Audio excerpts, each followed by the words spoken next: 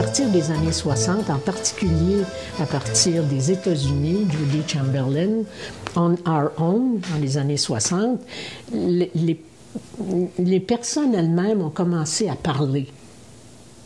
Parce que quand tu es un patient en psychiatrie, tu n'as pas un mot à dire, tu dis rien. Tu es un fou. Tu es un fou. Tu es d'abord un fou, donc les fous n'ont rien à dire à la société, donc ils sont exclus de la parole publique. Absolument.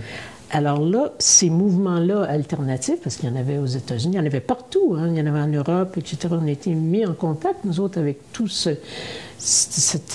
Et moi, j'étais éblouie à un moment donné de la variété, la diversité, la vitalité, puis l'inventivité des...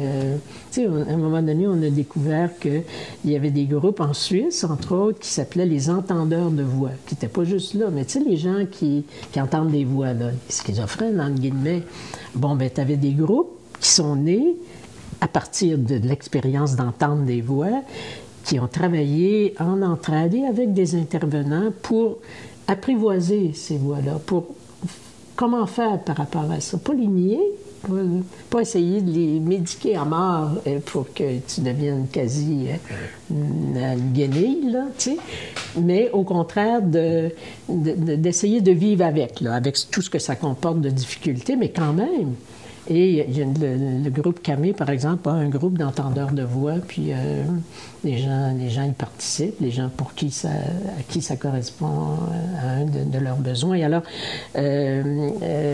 quand des personnes elles-mêmes se sont mis à parler, et nous, il y en a plusieurs qui ont commencé à écrire aussi leur propre expérience, bien, il a fallu les écouter. Il a fallu d'abord valoriser cette parole-là. Et le regroupement en santé mentale, comme les groupes de défense de droit, ont valorisé cette autopsie qui est faite de la parole de la matrice à l'asile. PSY. PSY, de la matrice à l'asile. La psychiatrie doit mourir, où on voit Christine Gourde, qui est aussi une personne psychiatrisée, mais qui aujourd'hui travaille dans des garderies.